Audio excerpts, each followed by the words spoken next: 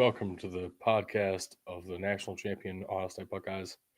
This isn't a Buckeyes podcast. This is not Ohio State football, and it's all we care about. It's all we believe in. It's not a Buckeyes podcast. It is now. It's official as of January 2025. This is the Ohio State University podcast, where we only talk about Ohio State football. I mean, probably get more people to watch if we only talk about one thing. Probably. I am Doug. I'm joined by Bug. How you doing, brother? Doing good, man. It was a great national championship, and I'm depressed. I saw a tweet the other day. It was like 200 something days till college football, and I almost cried. So, bittersweet, but what a great way to end the season, honestly. So I'm excited for the off season. So I take another little break, and get through the winter because it's horribly cold everywhere, and it's just impossible to go to work in Ohio. It definitely is. It's very impossible. It's also impossible for Notre Dame to win a national championship in the 21st century. Get fucked. Well, let's not belabor the point then. Let's get into it before we just start talking all kinds of random shit here. I don't think it was random shit. I think it was pretty on brand and on target for us. We'll get there. We'll get there. We pick all kinds of games. We pick games every week. We keep scoring how we do on the picks. We also did brackets for the playoffs, so there'll be more points. But all of us picked Ohio State in the weekly pick 'em here. This felt so much better than when we all took Ohio State against Alabama. Yeah. Because, honestly, I thought Ohio State stood a good chance, but it was more Bama hate that drove me to take Ohio State in that national championship than anything. In this one, I really did believe what? That we got dog walked. Yeah. Because we had Pete Warner trying to guard one of the fastest players in college football. Yeah. In this one, though, I really did believe that Ohio State was the better team top to bottom against Notre Dame. And they had a moment in the shoe that changed their season. Yeah.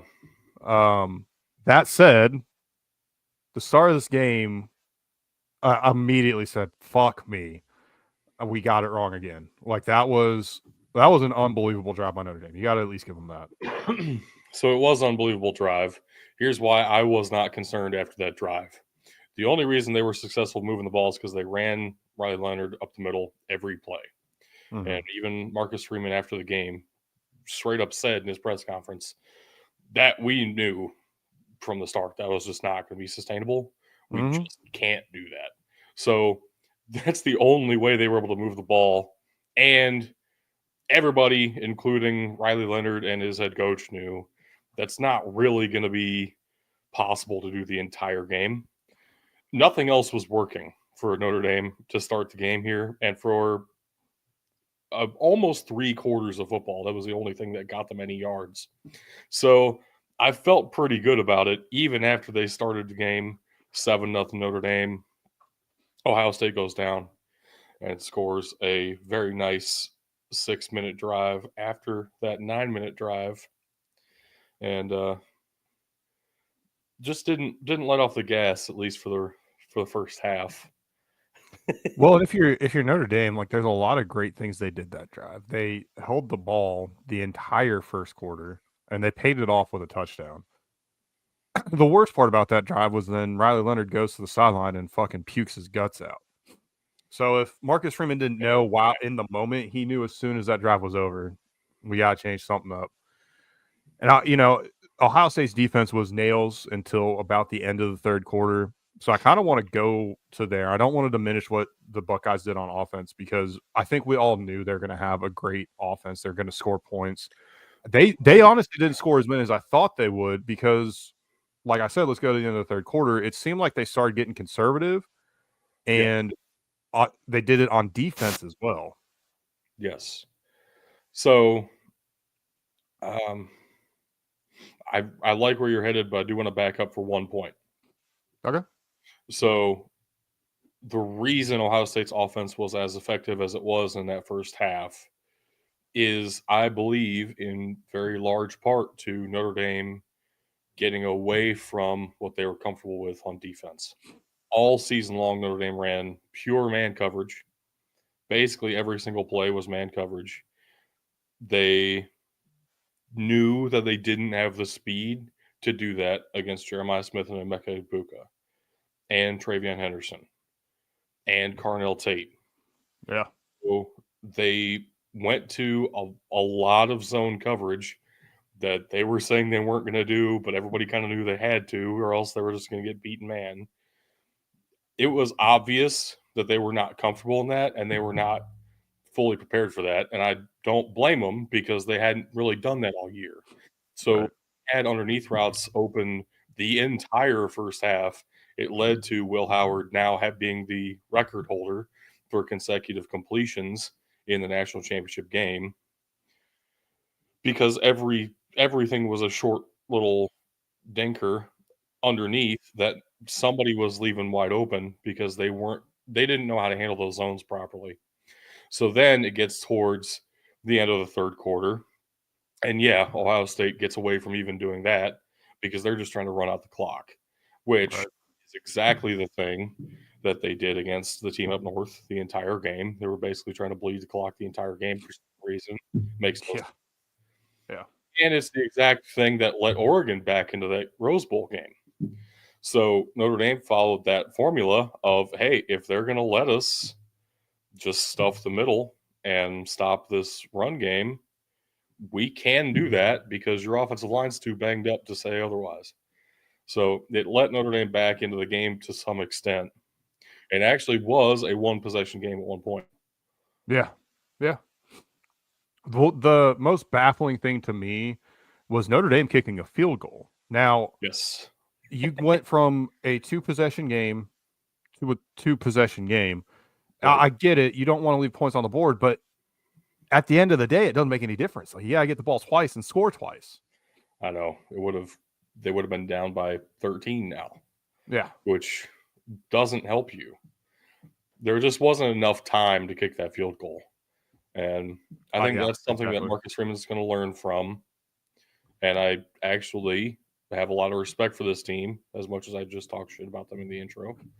And I do believe they can get back here, and Marcus Freeman is going to be a lot better for this experience in knowing some of those situations. Because yeah, there's no excuse for that field goal, and the fact that he missed it is Yeah, just it brutal. made it worse. I I'm interested too. So let's go forward to kind of the end of the game here, right? Because we ended up at 34-23. Mm-hmm. Ohio State has to drive a little bit. They've got to kill the clock. They're finally in a position where they can kill the clock. Same conservative play calling. Mm-hmm. And I kid you not, they lined up for that play on that deep ball to Jeremiah Smith. And the camera zoomed out before the snap, and I said, if he can get the ball off before the defense gets there, the game's over because he's going to Jeremiah Smith. Yep. The DBs were in press coverage. There was no safety up high. Everybody's loading the box. I was like, they're bringing the house. They're trying to get a sack here. So Tug made the point on Discord of like, oh, he almost had it perfectly. If it would have been perfect, it would have been 6. No. That was perfect because it was completion. That's all he needed right there. 100% correct. Also, loved the way we called that series because it's exactly what you said. We were playing that same kind of conservative clock game, which meant on the previous 2-3 plays, we were just handing it off of the middle, or Will Howard was keeping it on a kind of a counter look, but it looked like an option. I really don't think it was an option. I think it was designed fake handoff, quarterback sneak to some extent from the pistol. It created the situation where Notre Dame just said, all right, let's stack the box. I don't care that it's 3rd and 7, who they've shown they're not going to do anything with Yep. this. They're just going to run up the middle. So then it's another exact same formation that Will Howard just did that kind of fake counter quarterback keep. Notre Dame shot those gaps. They were ready for that play. Mm-hmm. But that was the first play where JJ was left on the sideline in single coverage, which he's going to beat every time on these Notre Dame corners. Yep. Who it's not Notre Dame's best corner out there because their best corner is hurt and not available. So like their third string corner is out there one on one with Jeremiah Smith. Yeah, that's going to be okay. It did scare me though, that throw, because we had a throw earlier where Will Howard just missed the guy. I remember that. It was wide open. Yep. And if we would have missed that throw, we have another potentially goal line stand kind of a situation coming up like we had against Texas. But he hits the throw. And yeah, it was perfect because he gets down inbounds and we get to run out a little bit more clock for kicking the game sealing field goal, which meant it was a 2-possession game with 30 seconds left. Yep. Yeah, I mean, I do get where Tug was coming from, because a perfect pass, yeah, he scores, but situationally, he needed a completion. That's all I needed. Yep. So I get it. So this is the 4th consecutive game now that Ohio State has won by double digits against a top 10 team. And if you think that makes for a Mickey Mouse champion, let me tell you, brother. So you are mistaken. We kind of went back and forth on Discord, and if you don't want to listen to us talk about this, you can skip forward, about 5 minutes probably. But if you want to listen to it, listen to it, or you can go to Discord and read it. We've already had this conversation.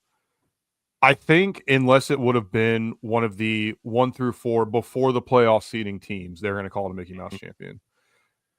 I think, honestly, if it was anybody but Oregon, there would have been still a large majority of people calling it a Mickey Mouse champion because they were the only undefeated team.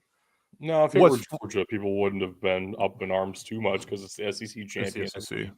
Wants to drop their knees and suck them.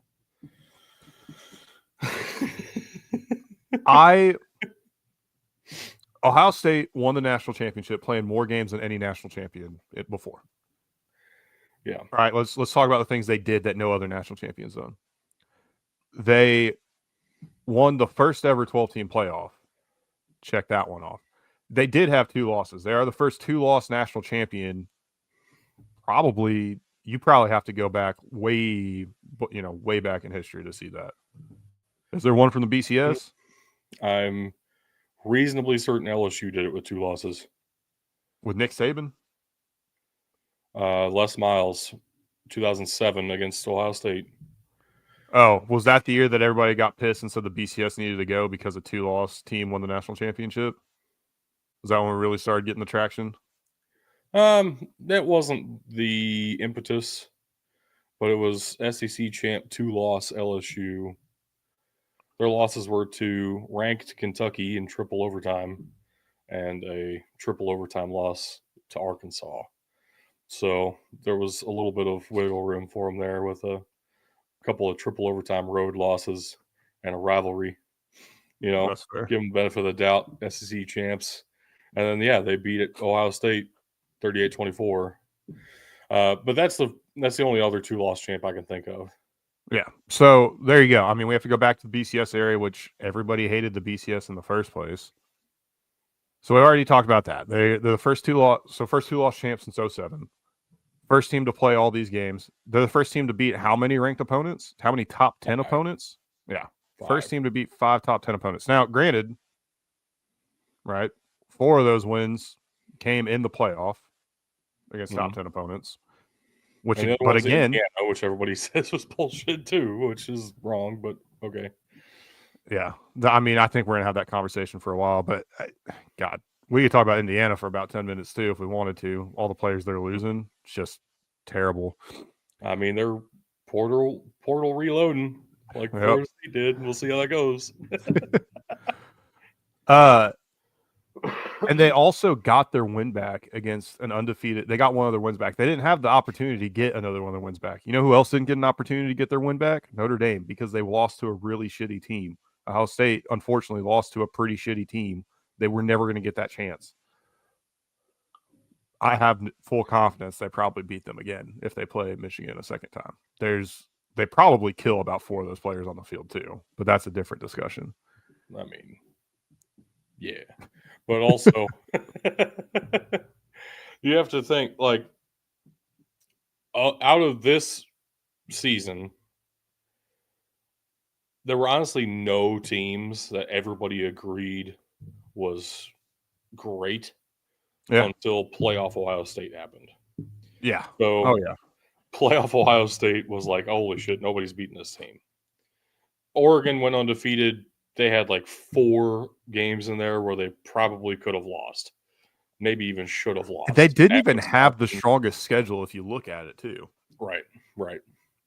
And then like Georgia was so up and down this year.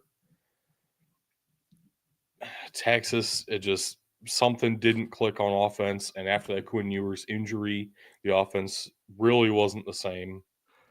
I mean, shit, it was almost Texas A&M instead of Texas. Right. Like that, we were staring down the barrel of that one too. Honestly, the most exciting team in the playoff outside of playoff Ohio State was Arizona State. Yeah. With just one dominant option.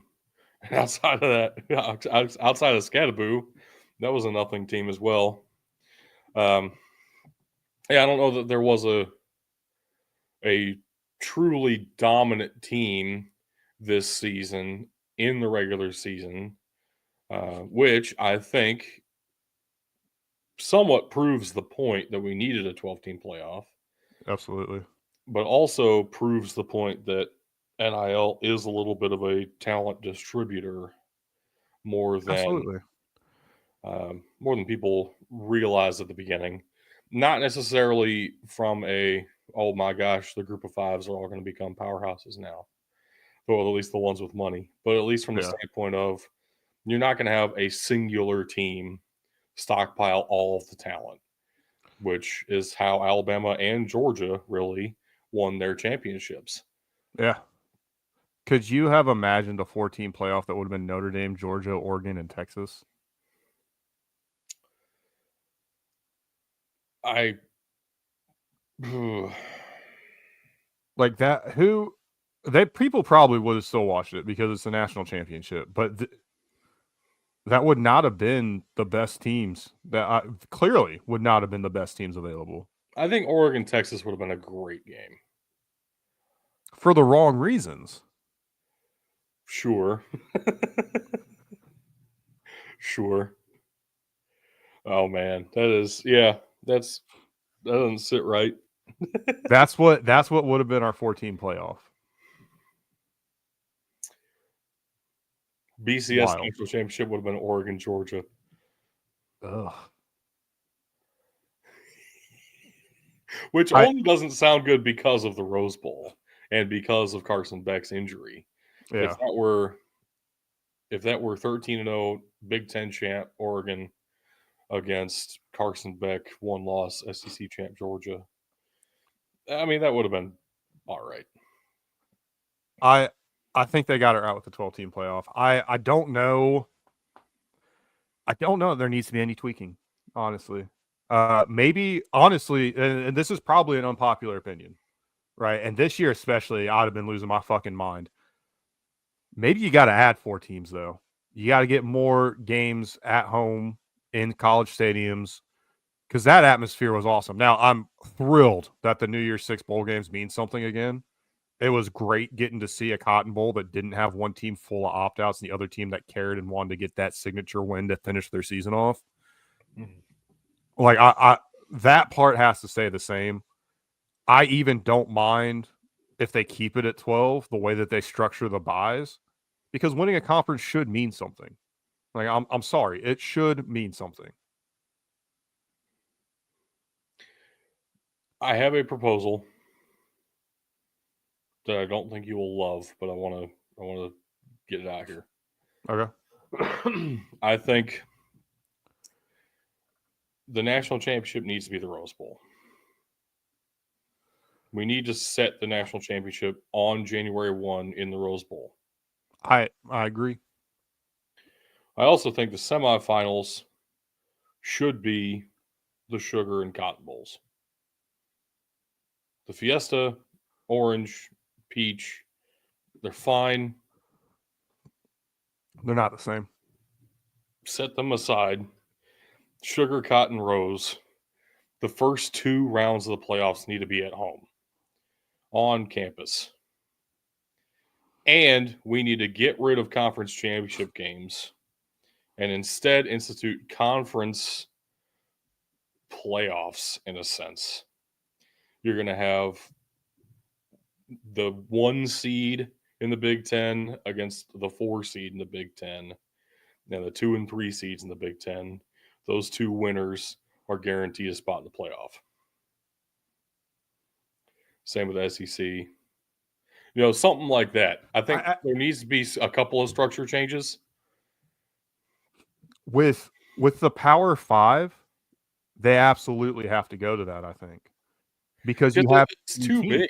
You have exactly. Like it's very possible that this season could have played out exactly as it was, but Ohio State plays Illinois instead of Oregon. Guess what? Right.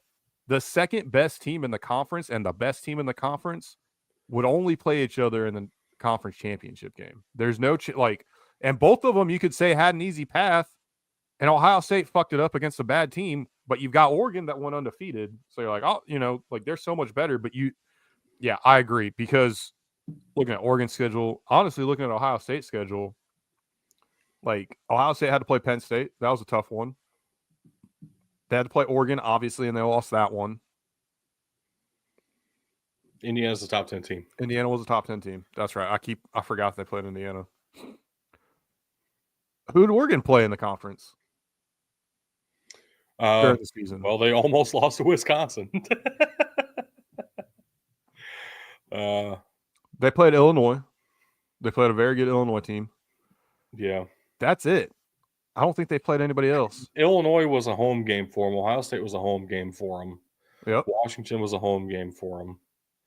The road games in conference were UCLA, Purdue, the team up north, and Wisconsin, which they only won by 3 points. Like, it wasn't a great schedule. But imagine that kind of a setup for the Big Ten championship, though. You would have had Ohio State-Oregon rematch in conference championship week, and you would have had Indiana-Penn State for that other playoff spot from the Big Ten, guaranteed. I will say that would be sick. The biggest problem right now, though, is there's so much shakeup in the conferences. Yeah. Somebody, and I don't know who even has the power to do this because it's not the NCAA, but somebody needs to draw a line in the sand and say, all right, cool. It's 2030. Conferences are set until 2040. I don't fucking care. Like, you're not shifting around because this is how we're going to this is how we're structuring things. Or get out. And the NCAA needs to actually lay down the law, or just say, fuck it, we're done, because they are so ineffective at everything they do right now. Right. There's no point for them not to. What do they have to lose besides all the money? Well, that's a lot for them. So that's the only thing. Imagine SEC championship weekend, Ole Miss at Texas, Tennessee at Georgia. And Alabama fans crying everywhere. Yep. But we deserve it too. Okay, play USC and have fun. That's fine. Leave the real teams alone. Get cock slapped in a meaningless game before you go lose your bowl game with none of your players.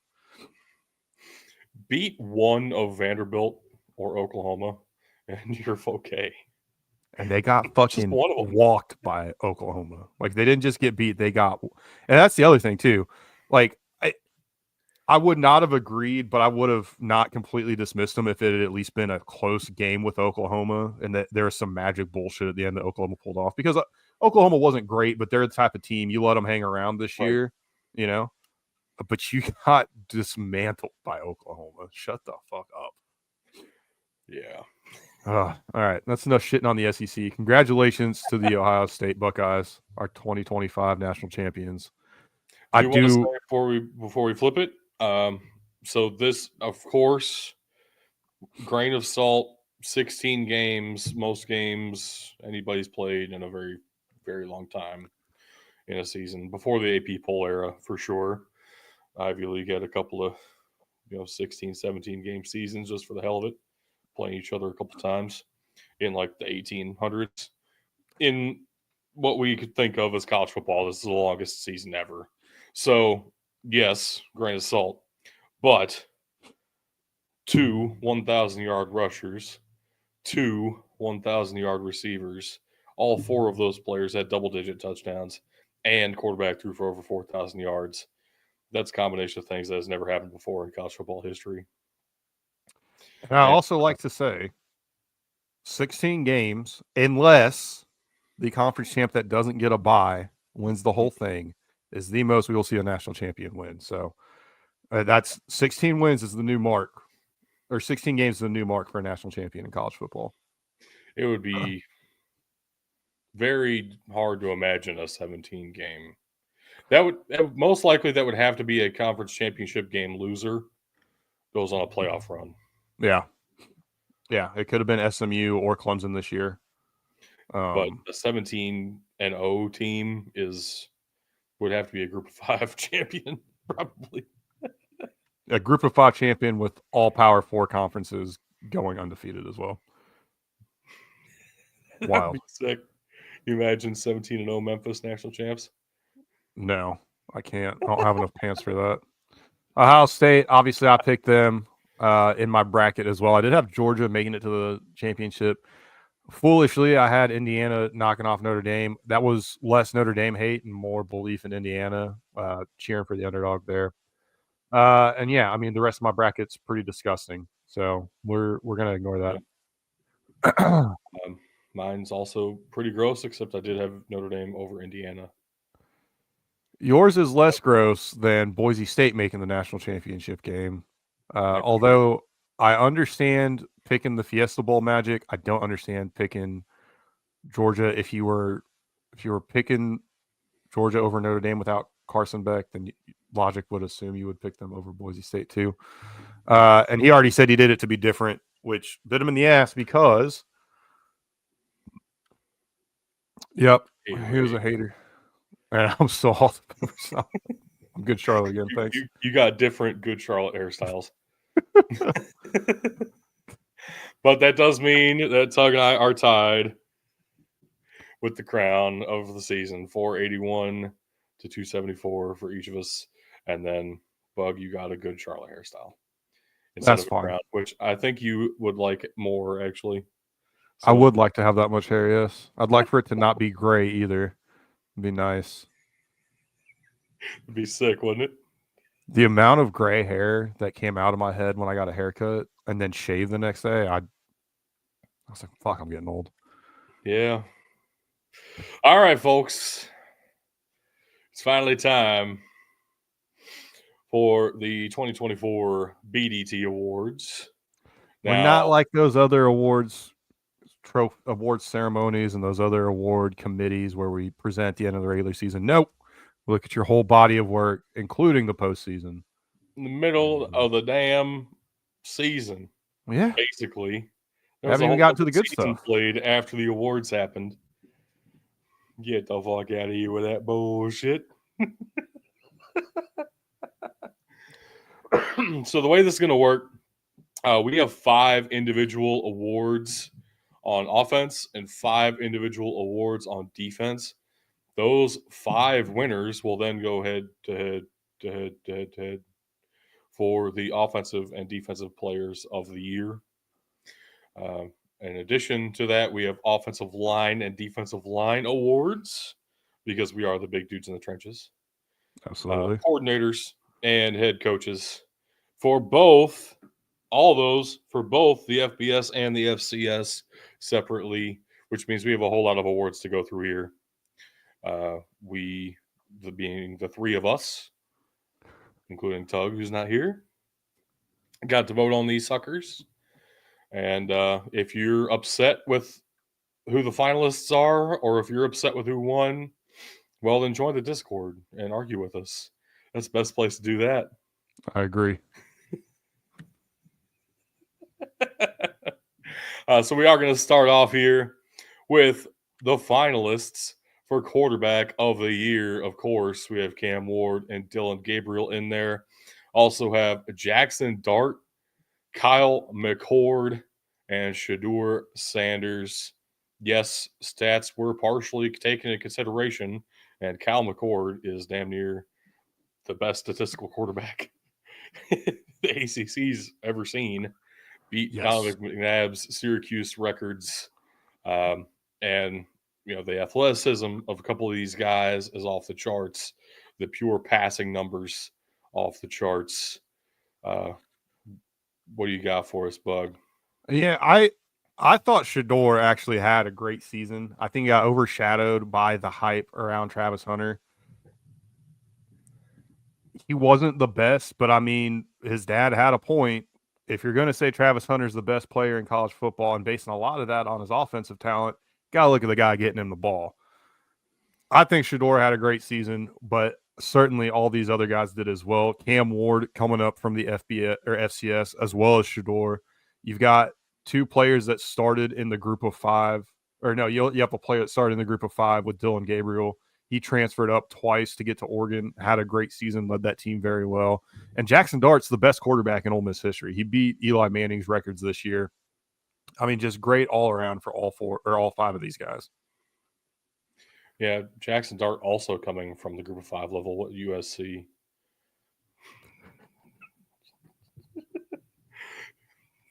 Shots fired. Brutal. Deion Sanders was right when he ranked his kids, and Shedeur was number one.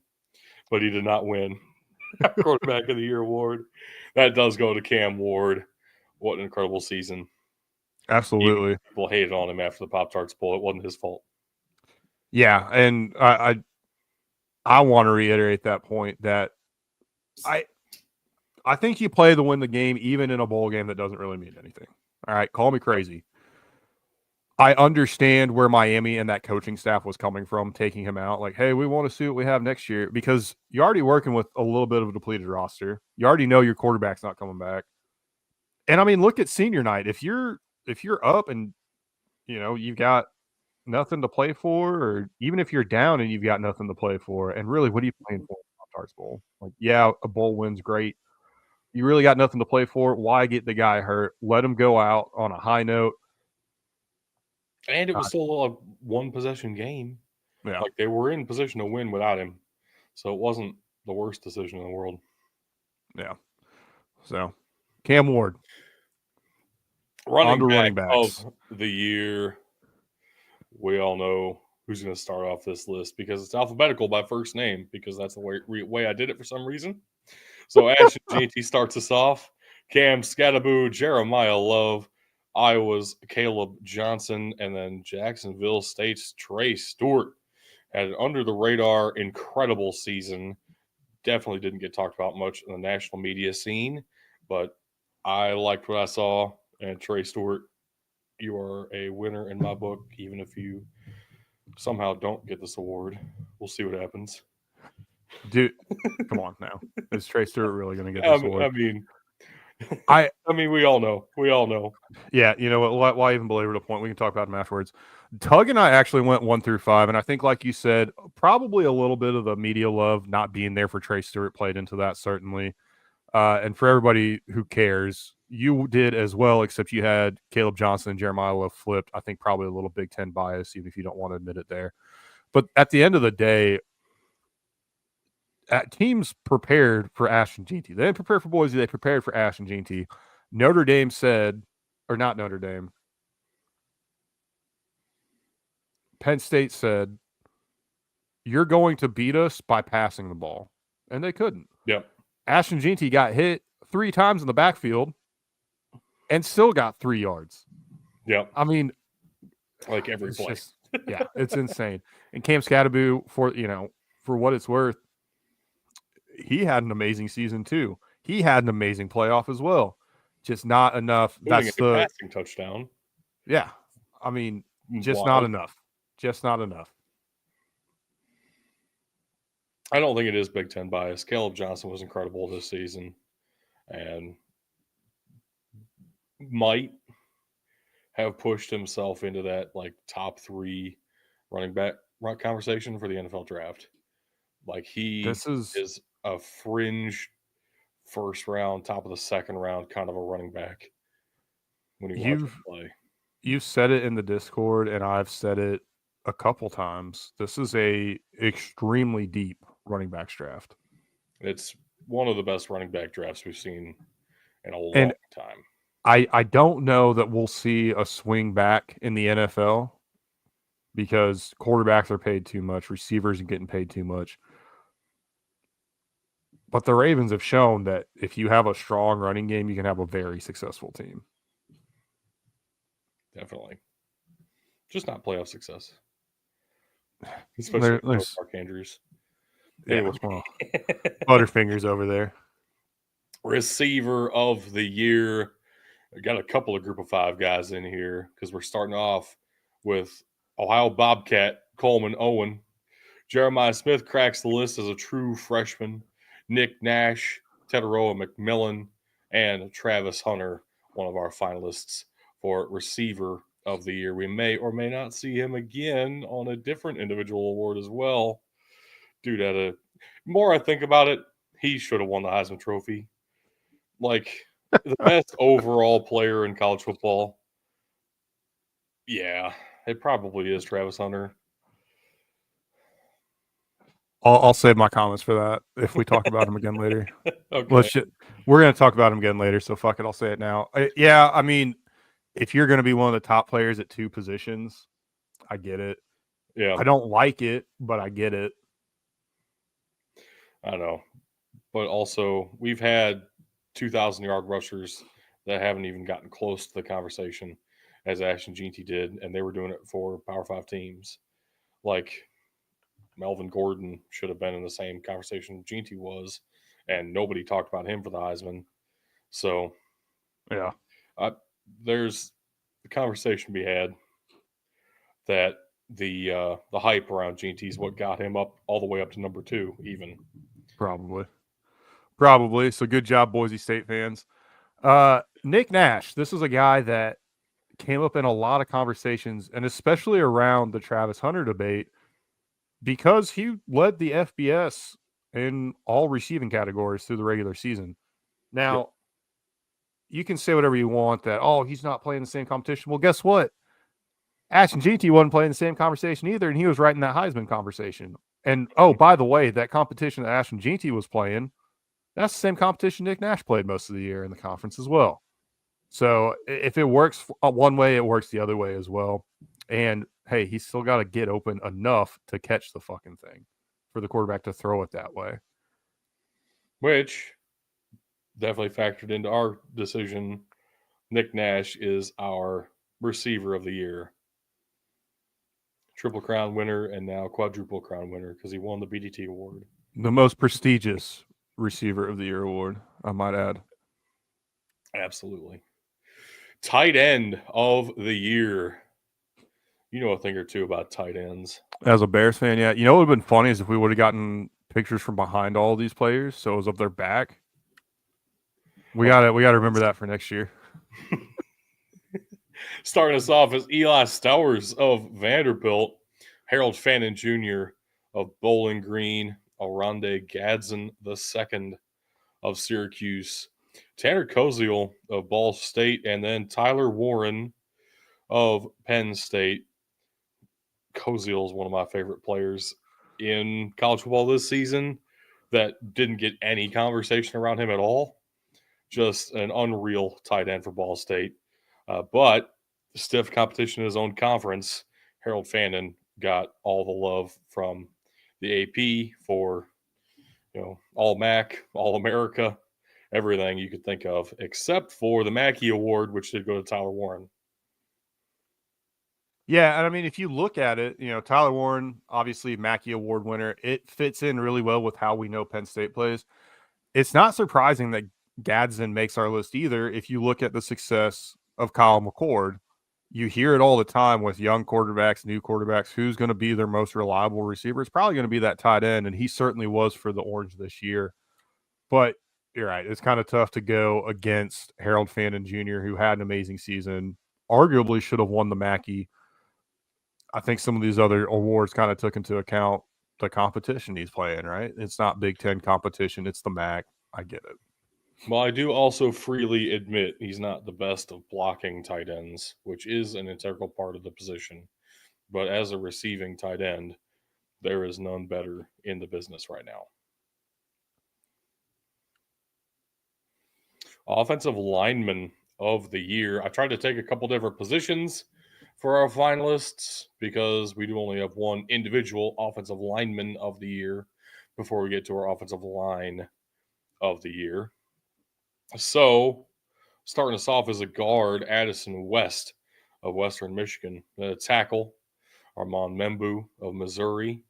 The center we picked is Jake Slaughter of Florida, not the Remington winner, but your BDT finalist for Offensive Lineman of the Year at center. Guard Willie Lampkin transferred from Coastal Carolina up to North Carolina and played phenomenally. And then Wyatt Millum, West Virginia's left tackle, solid unit in the trenches for West Virginia. Is really what made them a viable team at any point this season. It's about the only thing working for them at some points. But all of these guys played phenomenally. Might be a little bit weird for some folks seeing a third team all SEC tackle be the only SEC tackle that we have in our top five. But man, when I watched them play, I think Membu is better than the guys on Texas. I would not disagree with you, and I wish I'd watched more Western Michigan because seeing a lineman with a helmet that says "Eat" on the front, I think I need to watch more Western Michigan football next year. That's all I really got to say about that. But yeah, I think Wyatt Millum. Yeah, if I could go back and change my vote, he probably should have just been a unanimous winner for us because West Virginia had some struggles on the offensive line in their bowl game against Memphis.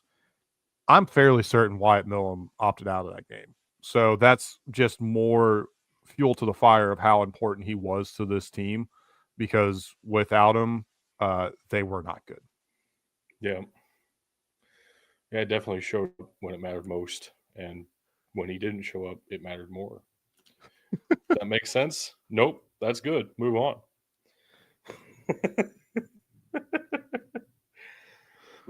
So those five winners now go head to head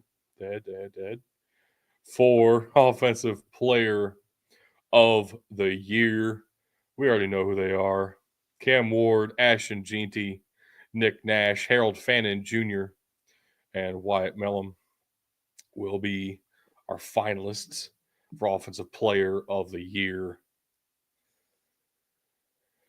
Oh man, I legitimately I love each of these guys.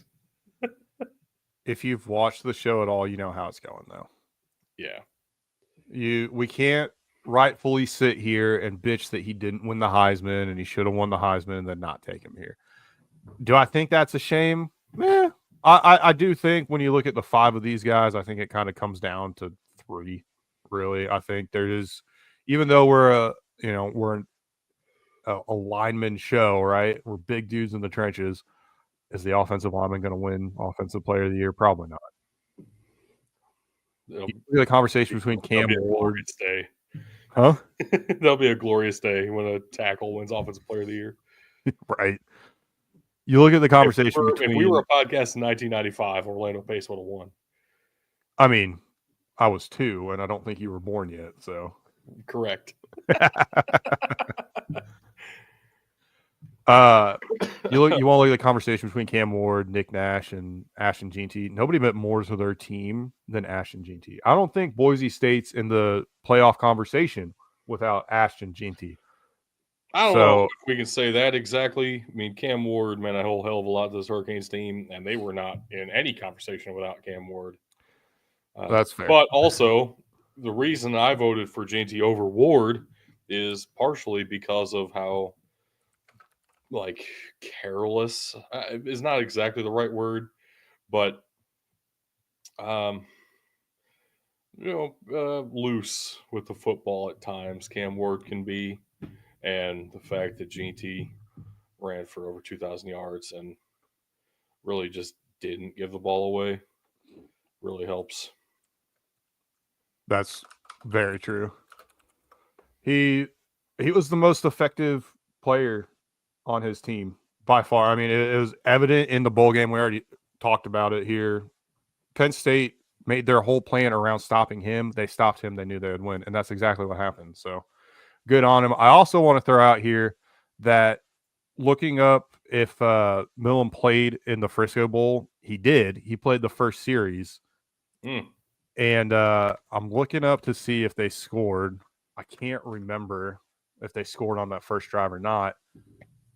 But needless to say, no, they did not score on that first drive. It got worse from there. So fair enough. All right, offensive line of the year. 5 finalists. Some of these might be pretty surprising if you haven't been paying attention all season. New Mexico, Navy, Kansas State, Kansas, and Army are the 5 finalists for offensive line unit of the year. Incredible seasons from these lines. This took into account a lot of different factors. I didn't even explain this to Bug and Tug yet, actually. What I did come up with these specific finalists, I went through mostly purely statistically. What I mean by mostly then is I also remembered watching them play and like, does that make sense? But I started with statistically of yards before contact for their running backs, sacks allowed, pressures allowed, third and fourth down conversions where you rely mostly on that offensive line. I took goal line conversions into account. I took a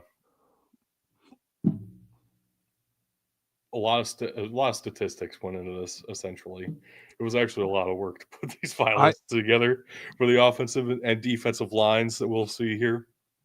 And I think if you watch college football at all this year, you know Army and Navy are kind of no-brainers here.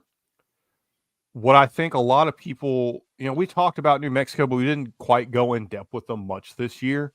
Mm-hmm. What a lot of people are going to miss is, Devin Dampier was the heart and soul of this team. He was able to do that because he had the protection up front. He does not have the freshman season that he has without those guys in front of him. You look at Kansas and Kansas State. Kansas State had the battle all year. The reason they were in half those games because they were able to get the protection they needed. And Kansas can't make that run of almost going to a bowl game without that offensive line. They were phenomenal this season. So, yeah, I think all 5 of these teams very deserving here. I also think if you watch college football this year, it should be pretty obvious who we're going with here. And it is the Black Knights of West Point. It's absolutely a masterclass by Army here. Yeah, and Army and Navy were 1 and 2, even though Navy, got to sing last. But at the end of the day, both of those teams started doing things that we haven't seen Army or Navy teams do, and they were doing it successfully. And I'm talking about putting the ball in the air, actually getting some pass protection. Now, part of that's probably because they're catching people a little bit off guard. So I don't know how successful that's going to be in the coming years. But if the triple option is still the crux of your offense and you're able to pull off a handful of passes a game, you're going to be effective in the passing game if you have a half competent quarterback and decent enough receivers. That's just a fact. I also love that we actually got a good picture of the offensive line. Yeah. Beautiful. It's so rare. It's hard to come by. There's a reason our picture for New Mexico's offensive line was them in spring practice 2 years ago. Anyway.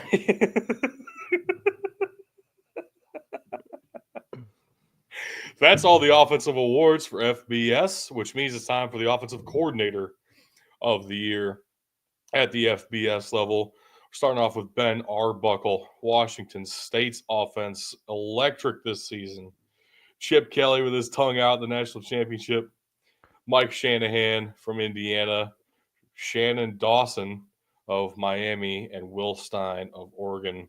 Before we get any questions, no, Mike Shanahan is not related to the NFL Shanahan family.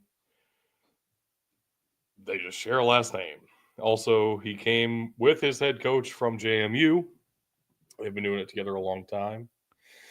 Shannon Dawson's been doing this a long ass time as well, but He looks like Ed O a little bit. a little bit. A little bit. A little bit. And Ben Arbuckle did so well that he's no longer with Washington State. Pac-12 champion, Washington State. Yeah. He is now the offensive coordinator and quarterbacks coach for the University of Oklahoma, which is debatable whether or not that's a promotion. To the SEC. True. But we are going with Mike Shanahan. That Unanimously. Offense, unreal this season. How do we not? Yeah, it's kind of tough to say it should have been anybody else, honestly. Indiana, they were nothing when Michael Penix Jr. left, and they were a squad this year, regardless of what you want to say about them. I think people might be a little bit surprised I didn't vote for Chip Kelly. I put him actually 5th out of 5. I questioned his play calling several points during the season, and when we got conservative, we were not effective moving the ball. But I do believe he was very instrumental in turning around this offensive line, along with Coach Fry, who was the offensive line coach for Ohio State. But Chip Kelly is known for that kind of thing, and the fact that we were able to turn losing 2 of the best offensive linemen in the country into a national championship winning offensive line is insane and is full credit to the offensive masterminds over there at Ohio State, starting with the play caller, Chip Kelly. Absolutely.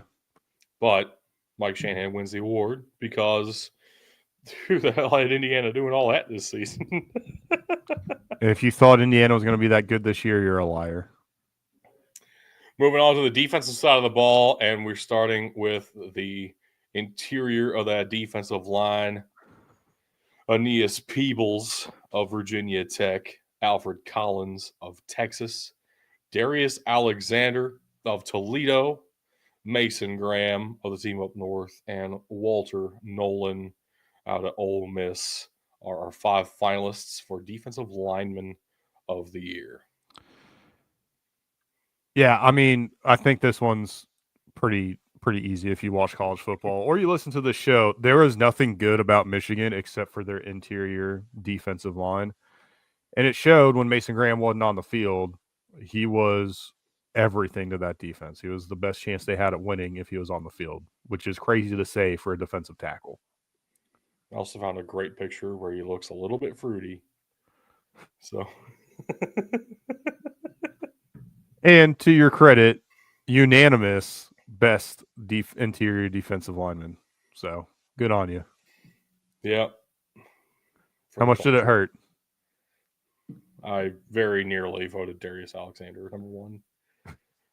I wouldn't have blamed you. Actually, I would have, because I would have said Alfred Collins probably should have been your number 1 if you weren't going to give it to Mason Graham. But that's a different conversation. Ohio top, baby. Edge rusher of the year. Of course, we have to start with Abdul Carter because his name starts with an A. Then Donovan Ezeraku up at Boston College. Eric O'Neill of James Madison. Jack Sawyer of the Ohio State Buckeyes. And Mike Green of Marshall, redshirt sophomore who played his way into potentially being a first-round pick as declared for the draft out of Marshall. Incredible season for him, even doing it against Ohio State pretty early in the season. And I've heard some rumors Eric O'Neill's getting a little bit of look out of some Power 4 teams right now. It's not surprising at all. If you recognize the name, it would be because we talked about him quite extensively with the Long Island Sharks last year, where he was the only reason that team was relevant. So the move up to Madison was very successful, and hope to see more from him. On the flip side, it should come as no surprise that he came in last of our finalists here. Fair. I will also throw out here that our winner surprised me a bit. Now, Donovan fuck it. The Boston College player. I'm not fucking trying that. Go for it. Ezraku. Ezraku. Donovan Ezraku. There we go. All on my own, everybody. Donovan Ezraku. He is our edge rusher of the year. I am a little surprised it wasn't Abdul Carter or Jack Sawyer. And I don't think Jack Sawyer had the season, but I think he had the big moments at the end of the season that mattered the most. That's exactly why I didn't put Jack Sawyer higher, because over the course of the entire season, it would have had to gone to either Carter or Ezraku for me over Sawyer. I voted Mike Green number one just because it was an absolutely insane season. And the fact that we have a edge rusher being a potential first round pick as a redshirt sophomore out of a group of 5 team kind of Wild. shows you how freakishly dominant he was. But I understand group of 5 edge rusher. Yeah, the conversations around Carter and after the playoff run around Sawyer. Also, Ezraku had a sensational season at Boston College, and a little bit of hometown bias from Tug set him over the edge. Yeah, I think it's just as wild that you had Jack Sawyer at 4 as him having Abdul Carter at 4. But he's not here to defend himself, so I have no idea. But I say that to say I don't think Donovan Ezraku is undeserving. He was 1, 2, 3 for all of us. So, I mean, I very nearly changed that up just a little bit to get Jack Sawyer the win. But I wouldn't have blamed you because I had him number 1. I had Abdul Carter number 2 because Jack Sawyer didn't have the season, but he showed up in the big moments, and honestly, that's what matters the most. He was good through the whole season, and he was great when he needed to be. I am also still on the lookout for a Jack Sawyer signed jersey. If anyone has a beat on one, please let me know. Hop in the Discord, let us know. Linebacker of the year. My favorite positions, as we all know at this point. Absolutely. The Blocko, Cody Simon of Ohio State, Colin Ramos of Navy, Jackson Woodard of UNLV, Jay Higgins from Iowa, and Sean Dolak from Buffalo. The 5 finalists here, 3 from the group of 5, and then 2 Big Ten boys. Also love how Jay Higgins' arm bleeds seamlessly into Sean Dolak's arm in these pictures. It is pretty great. I've really considered going back out and trying to find a better picture of Jackson Woodard where his arm bled into just Jay had all their arms bleed into each other. Big chain of God, that would have taken forever. You'd be surprised how hard it is to find good quality pictures to use for these.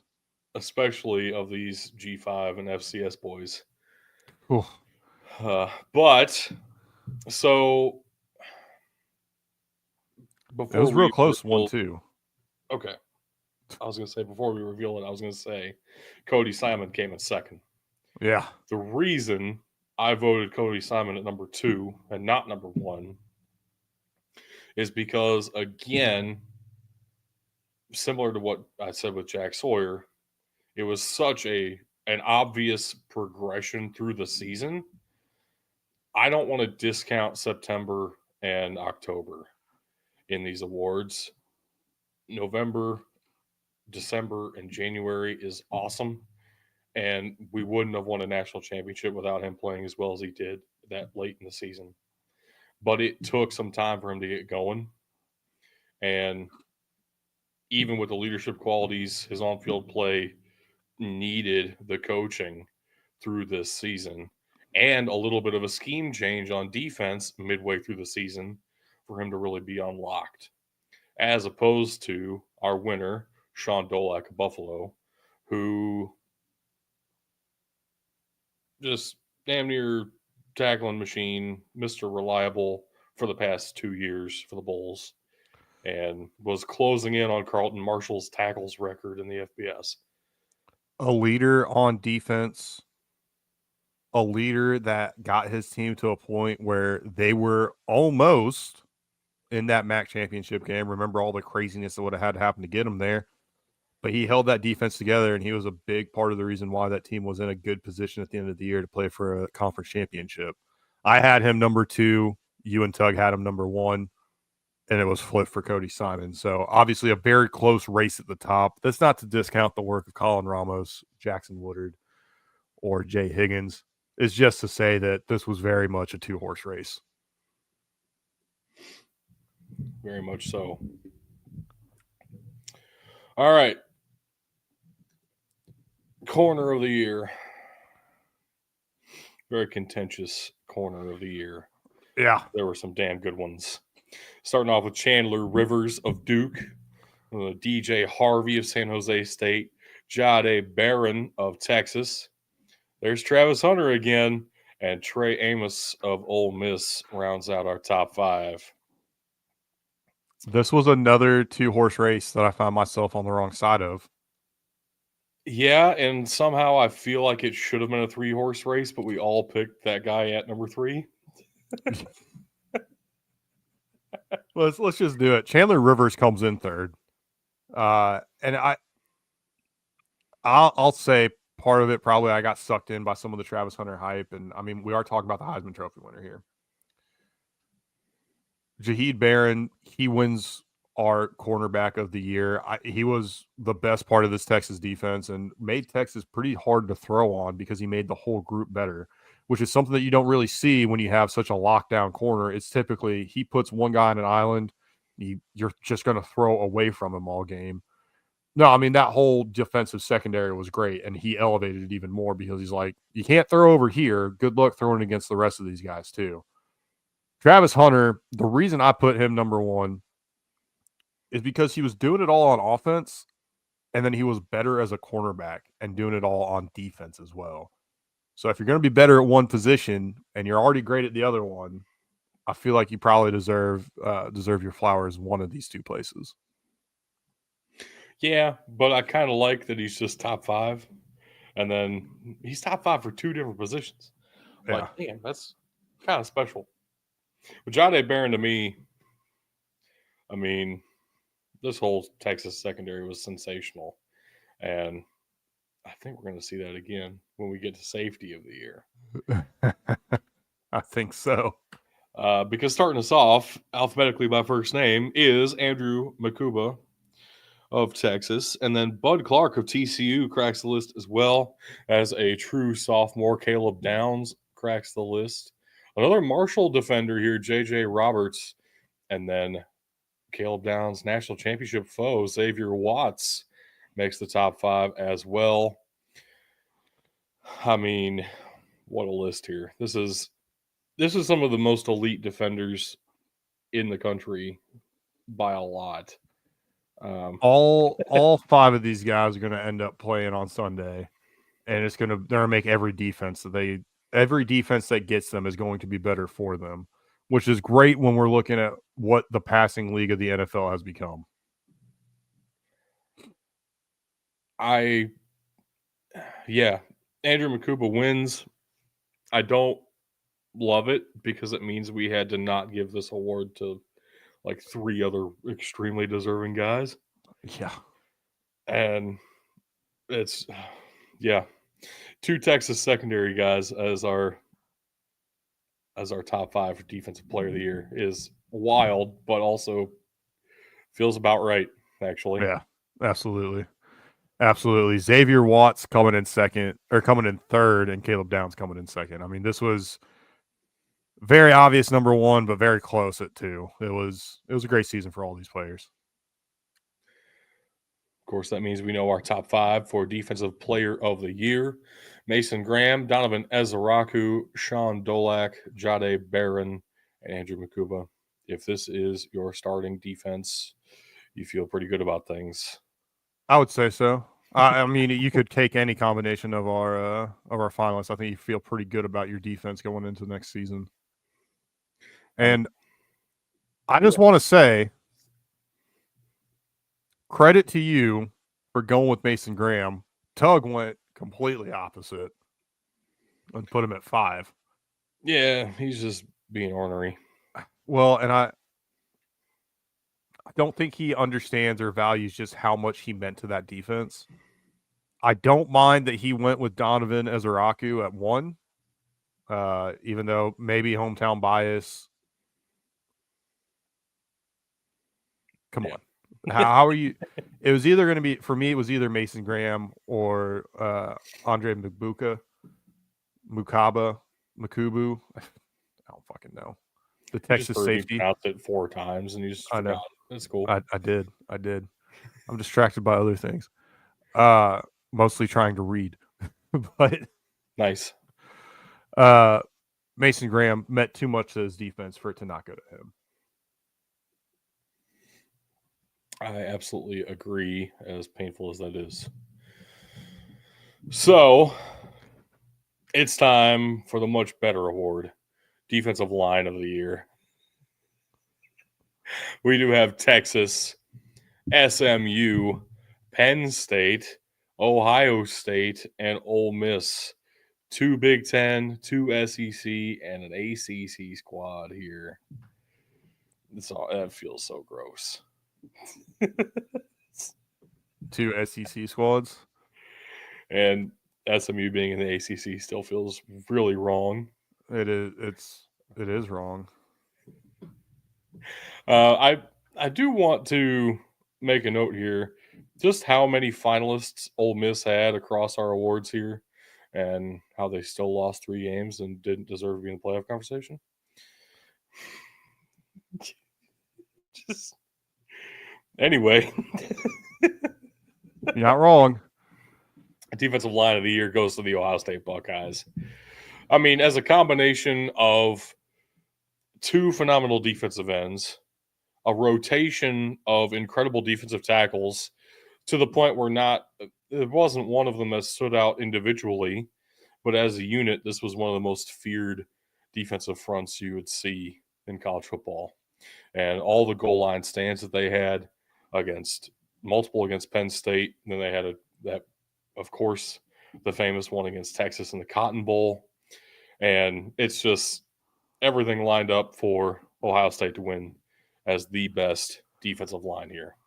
And I think that you give us an inch and we'll defend it. I think that's what really defined this defensive front, and that's why we had to go that direction. I do think Penn State and Texas were second and third for us, except Texas was second, which I didn't agree with. That's why I said it the way I did.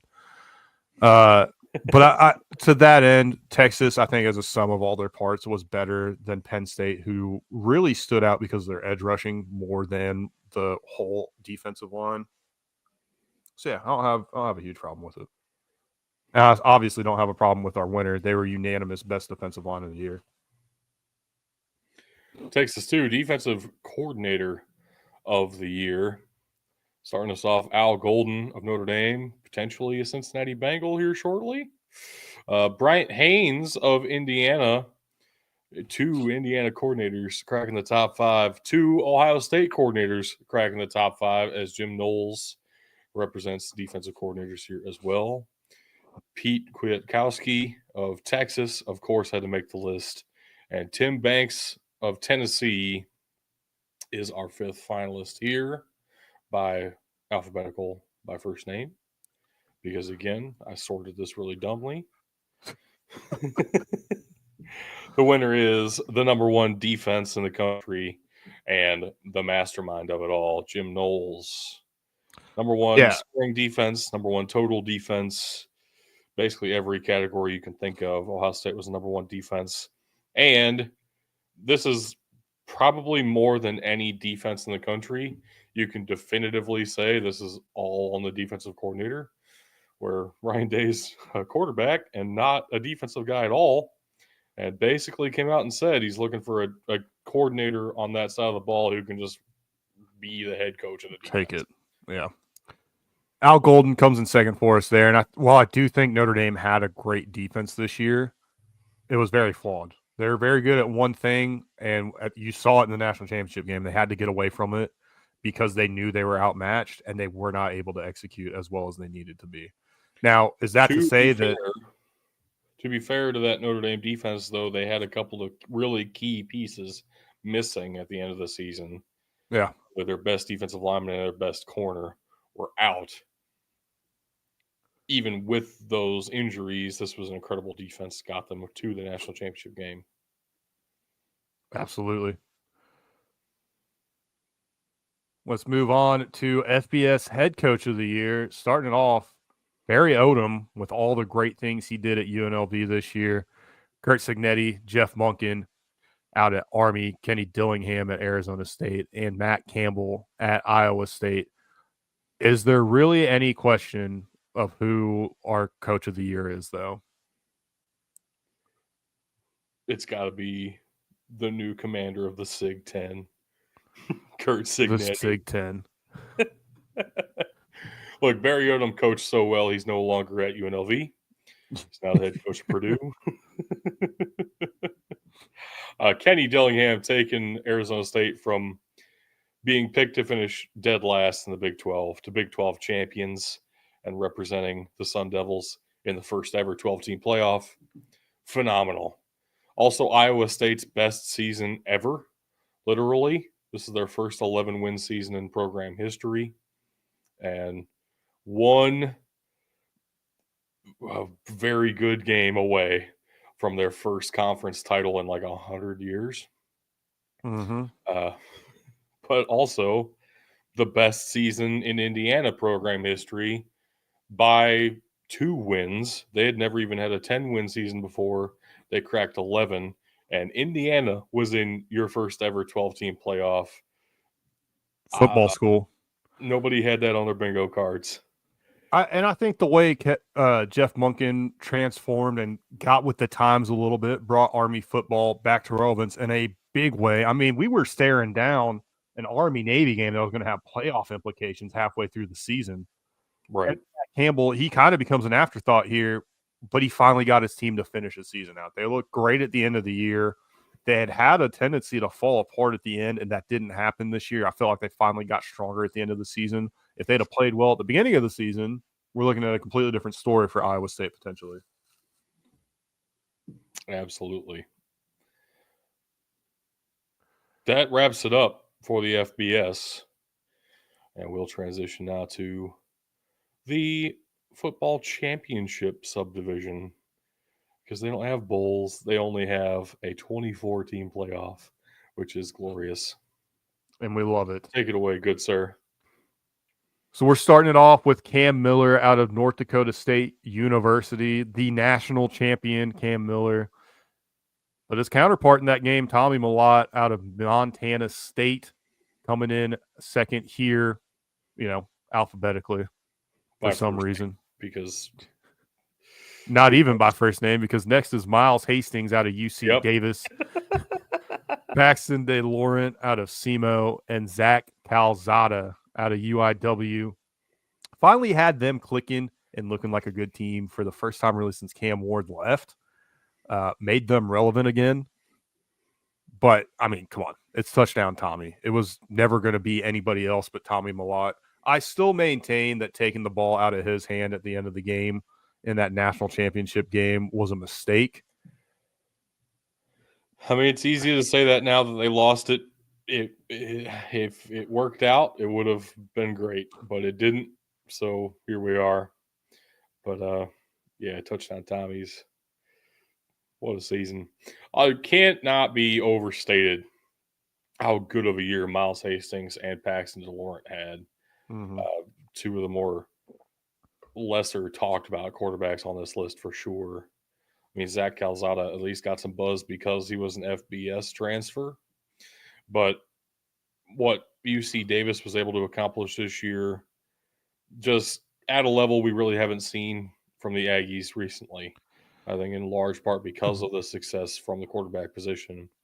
And then, I mean, goodness, Paxton De Laurent took SEMO to an incredible season. I know you're not the biggest SEMO fan, but it became undeniable to you at some point. It's like, damn, this is a good Redbirds team. Red Hawks. But yes. And yeah, I mean, I was nicknaming them. Didn't work. That's all right. UC Davis was a team that just continually surprised us all year. And I think when you do start really looking at it, you have to put a lot of that on Miles Hastings in the season that he put together this year. So absolutely, I agree with you there. I mean, it's not all Miles Hastings. We will see UC Davis again here very shortly as we transition to running back of the year. Kayvon Britton of Tarleton State. There's Lan Larison of UC Davis. But Roland Dempster of Stony Brook makes the list. Shunderick Powell of Central Arkansas. And Targi Lamson of Southern Utah made the Thunderbirds relevant this season, which is a feat not many Insane. can accomplish. But Roland Dempster, too, what a season for Stony Brook and what a season for Dempster. Again, that offense for UC Davis was really impressive, but it does feel fair. It kind of came down to Kayvon Britton and Shunderick Powell. I think Kayvon Britton might just be on the better team, better brand recognition out of Tarleton State. Better purple, I guess, if you want to look at it that way. Definitely the less eyesore of a field, which I made sure to get in that Shunderick Powell graphic photo there. Gross. Deeply disturbing. You're welcome. Kayvon Britton was awesome. Just definitively the best running back in the FCS. I don't think there's going to be any debate on this one. Yeah. If there is, join the Discord and I will fight you and win because he was the best running back in the FCS. Where we were pretty split across the board, this next one is scary how much we were in lockstep this year. Yeah. Cooper Barcate of Harvard, Darius Cooper of Tarleton State, Efton Chisholm III of Eastern Washington. That's Jalen Walthall doing a headstand for UIW. The OG. And Giovanni Gibson of Arkansas Pine Bluff wraps up our top 5 here for receiver of the year in the FCS. I just want to point out Eastern Washington sometimes produces really great wide receivers. And I mean, really great wide receivers. And this was the case yet again. Efton Chisholm, unanimously number 1. Darius Cooper, unanimously number 2. Jalen Walthall, unanimously number 3. Can you guess who was unanimously number 4? Give you a hint. He went to Harvard. Cooper McCarty. That big old dumpy on him, too. He looks like a tight end. Really and that means, of course, that Giovanni Gibson was unanimously number 5. I mean, I don't think it was really that simple on this one, but we certainly made it that simple. I know, it felt wrong, but at the same time, Efton Chisholm winning feels absolutely right. And Jalen Walthall, for changing the celebration game alone, should have been higher than 3rd. Like, come on. Speaking of big, thick, tight end looking dudes, let's go to tight end of the year. Man, starting off with the basically consensus preseason All-American Carter Runyon out of Towson, who did have a phenomenal season, but he is joined as a finalist by Jacob Peterson of Holy Cross, who nobody expected to be on this list at the end of the year. JJ Galbraith of South Dakota. Of course, he makes the list because he's made the list for the past couple of seasons. Lance Mason of Missouri State and Ryder Kurtz of Cornell, another Ivy League guy making our top 5 in these individual awards. Spoiler alert, he did not win. Yeah, because that went to JJ Galbraith unanimously, and now it was not unanimous across the board for the rest of these guys like it was for wide receivers. But you look at the season JJ Galbraith put together and just the consistency he's had over the past couple seasons, it makes a lot of sense. Yeah, Carter Runyon solidly in second place there. Probably could have a very strong argument for why he deserved to be first. But I think you look at what South Dakota did this year versus what Towson did this year. South Dakota was very unexpected, and a lot of that went through JJ Galbraith, which is something we don't really see as far as the tight ends go. We'll see them be a guy that can elevate a quarterback. We very rarely see them be a guy that leads a team to as much success as the Bobcat. No, they're not Bobcats. Coyotes did this year. Well, and it wasn't just receiving. He's a phenomenal blocking tight end as well, which is, as we talked about, with the FBS. That's definitely an important part of the game. Runyon does that pretty effectively. Other guys are mostly receivers here, but Galbraith and Carter Runyon being 1 and 2 for us as combo, definitely great receivers, but very effective blockers. Makes a lot of sense for us here. Absolutely. Let's move on to our FCS offensive lineman of the year, a very, very prestigious award here. Starting us off was Charles Grant out of William and Mary, Gray Zabel out of North Dakota State, Gus Miller out of South Dakota State, Jackson Slater from Sacramento State, and Marcus Ware from Montana State. This was very close all the way up and down the board. Yes, it was.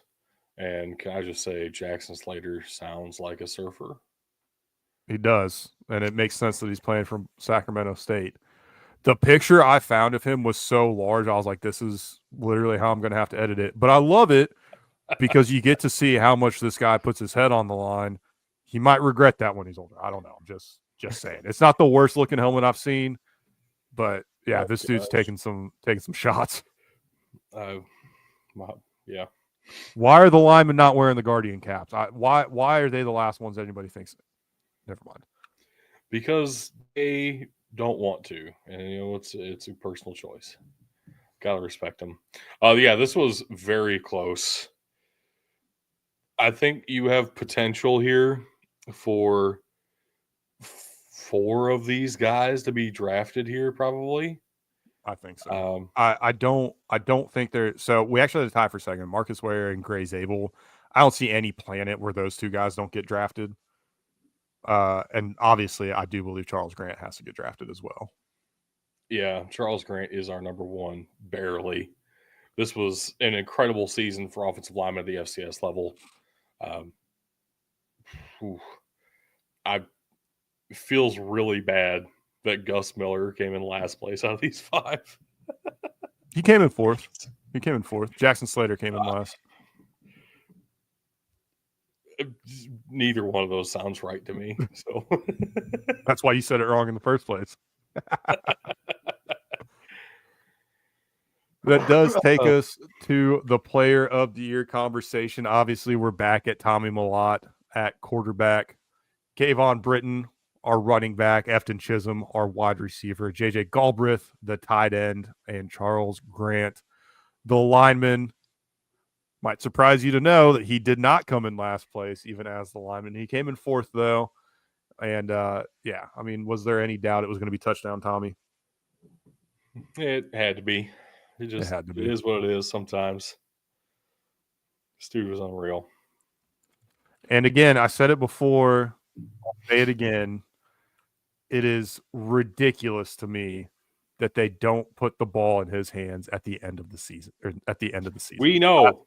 We get it. Come on. I heard you the first 7 times you said it on the show. Walter Payton trophy winner. What are we doing, Montana State? What are we doing? More importantly than the Walter Payton Award, BDT Offensive Player of the Year, the FCS level. Those are even. They're even.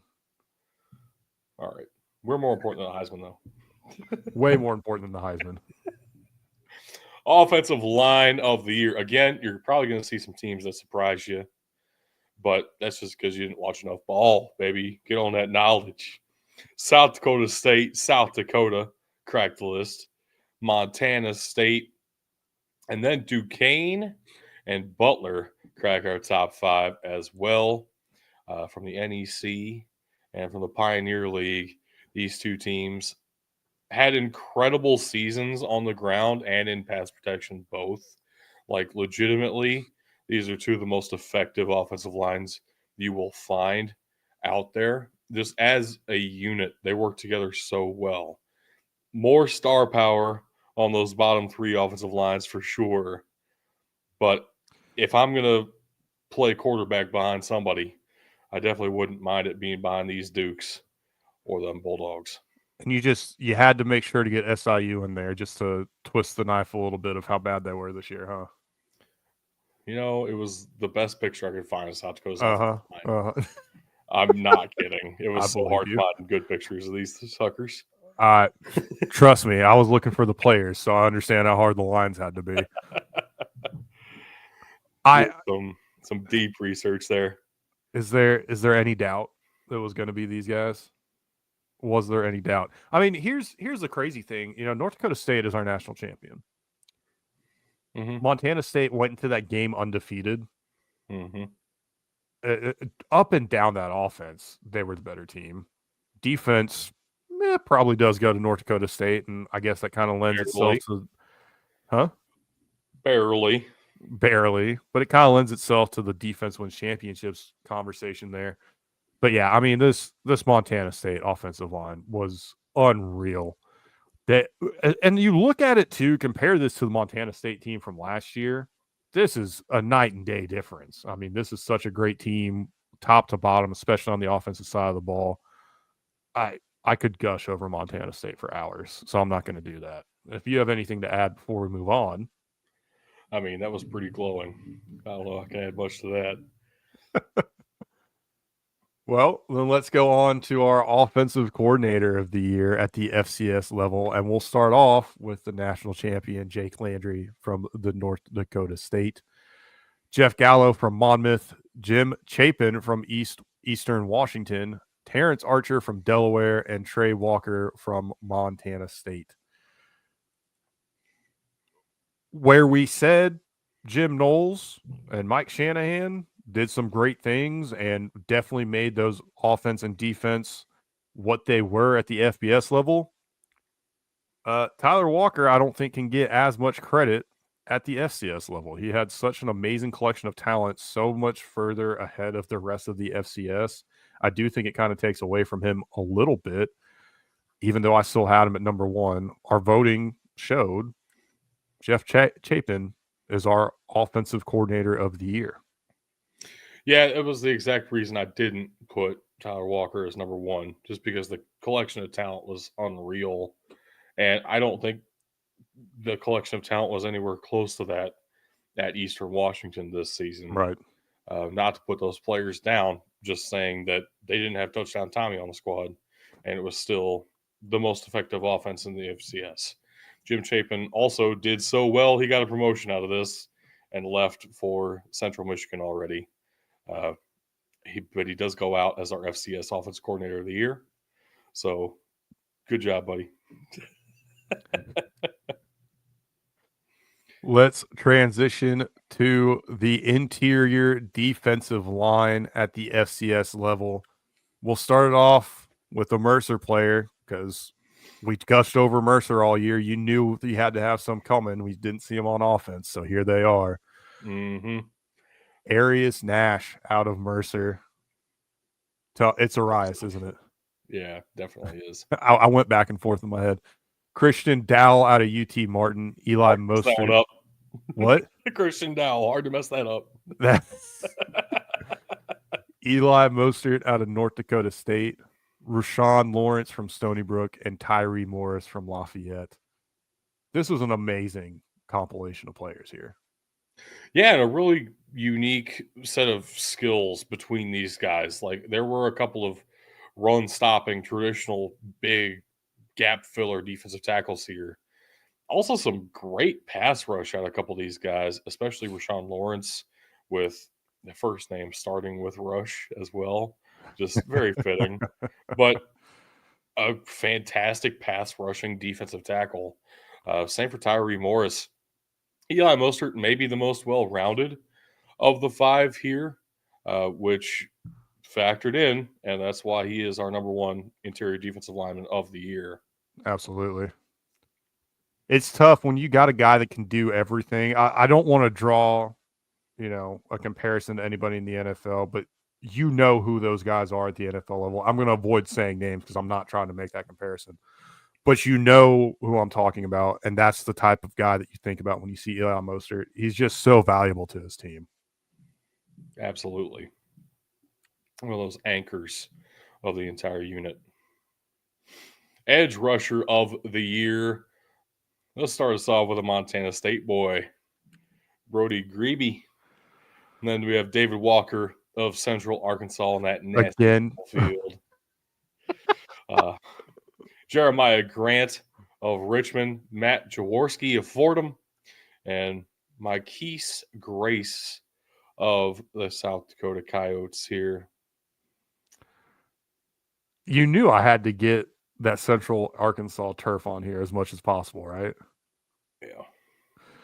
Look, Central Arkansas ended up underperforming as a team this year, but they certainly overperformed at certain positions, specifically the edge rusher, David Walker, unanimous FCS edge rusher of the year for the big dudes in the trenches.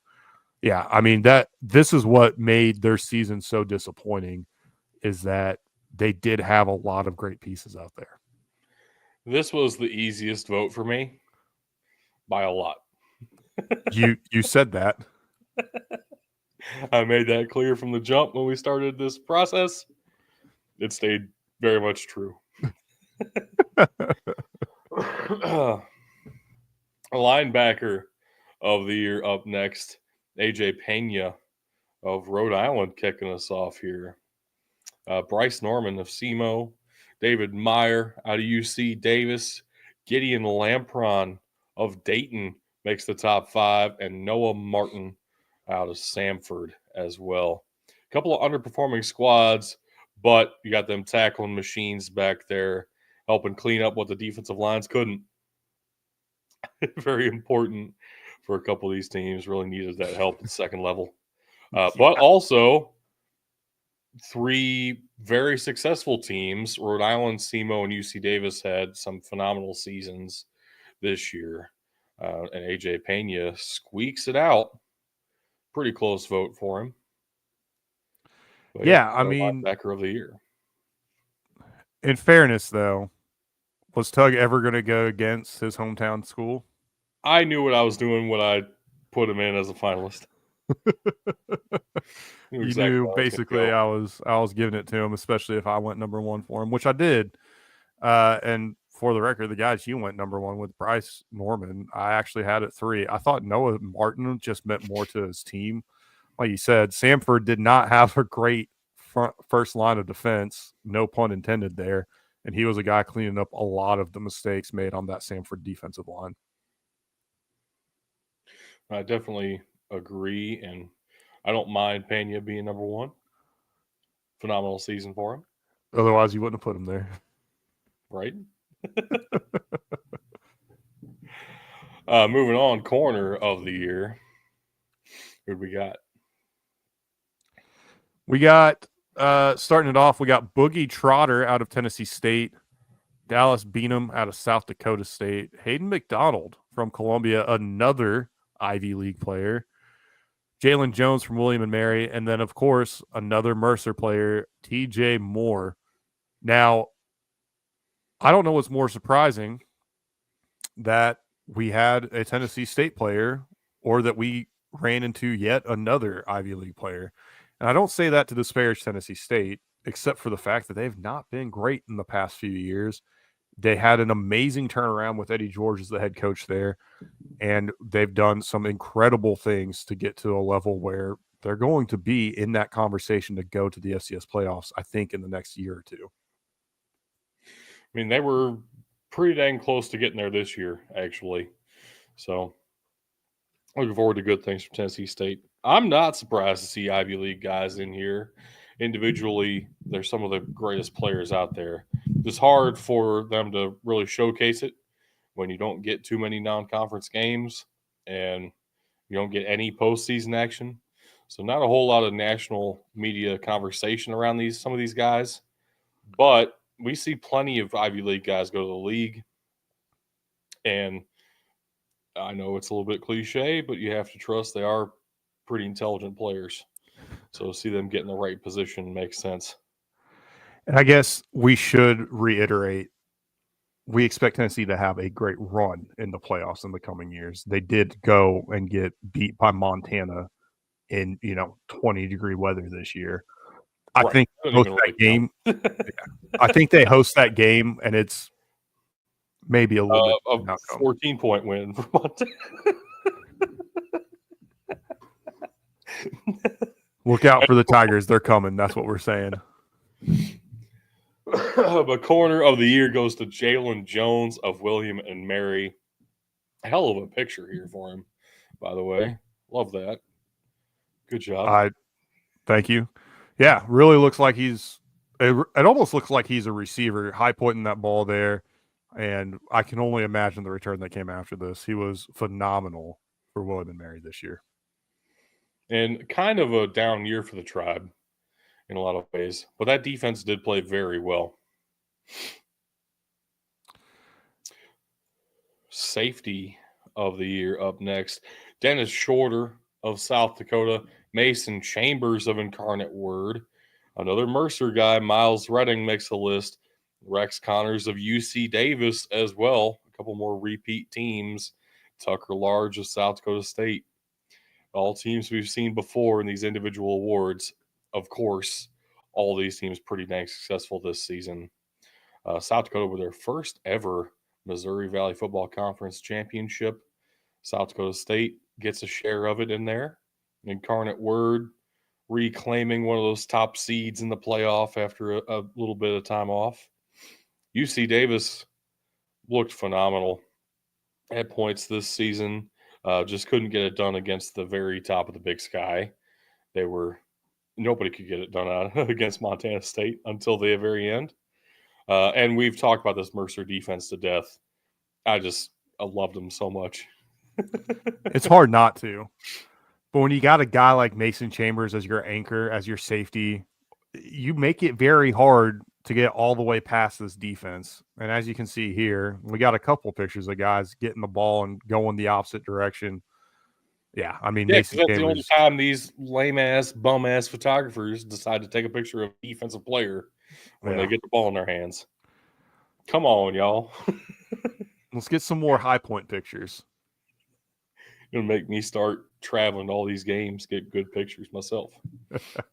Not that I would complain, but it's going to be dang expensive. Mason Chambers, our unanimous safety of the year at the FCS level. And that does take us to FCS Defensive Player of the Year. To recap for us here, we've got Eli Mostert out of North Dakota State, David Walker out of Central Arkansas, AJ Pena from Rhode Island, Jalen Jones out of William and Mary, and Mason Chambers out of UIW. And surprisingly, unanimously, David Walker out of Central Arkansas does take home the crown. And I only say surprisingly because I really thought Tug would buck the trend and go with AJ Pena. He put him at 2.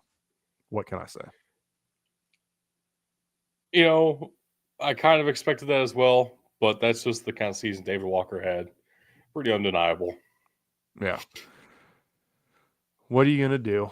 It's kind of tough to beat the numbers that he put up, even if Tug wanted him to beat the numbers that he put up. Takes us to our defensive line of the year. Central Arkansas did not qualify, even with David Walker on the squad. That's Stephen F. Austin at the bottom there. South Dakota State, Mercer, East Tennessee, and Alabama State are the finalists for defensive line of the year. You might be saying, what? Alabama State? Didn't talk about them at all yet.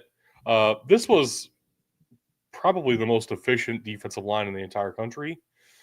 Just some of that SWAT competition, probably not the greatest, so maybe a little bit hard to judge. East Tennessee State, what a year for them. And this defensive line was a massive part of it. Really held a couple of great offenses in check, including the North Dakota State Bison, who did win that game, but ETSU made them feel it, that's for sure. Stephen F. Austin, just all-around underrated squad this year.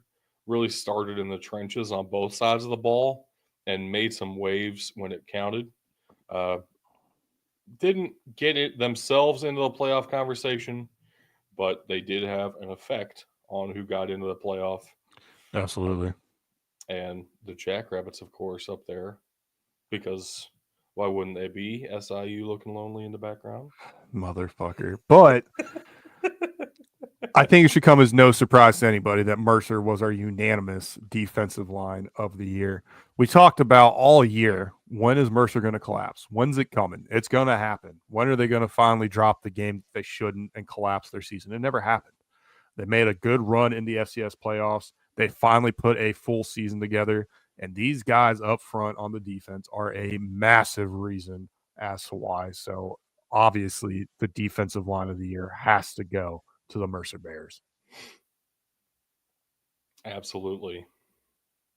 Which then would probably come as no surprise. Mercer's defensive coordinator is one of our finalists for Defensive Coordinator of the Year. Alongside Jacob Craig of St. Francis, we have Jamal Brown of Mercer, Jesse Bobbitt of South Dakota State, John Bowes of Dayton, and Ryan Lewis Sr. of Alabama State also making our list here. Just a couple of phenomenal defenses down south. And then Dayton sneaks in there somehow. Dayton did some weird things this year, man. I mean, we talked about how UC Davis surprised us consistently. I feel like Dayton was another one of those teams that was consistently surprising us. Just didn't quite have the talent to make a lot of noise this year.